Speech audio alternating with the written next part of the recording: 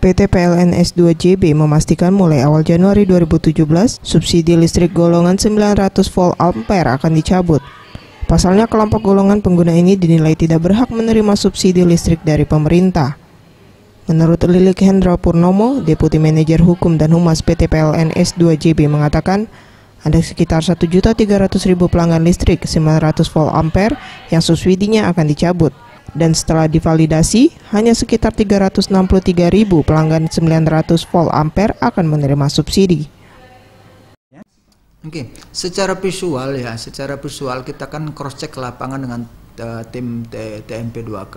Tentunya yang berhak menerima subsidi tentunya masyarakat yang betul-betul masih di bawah sejahtera ya, prasejahtera.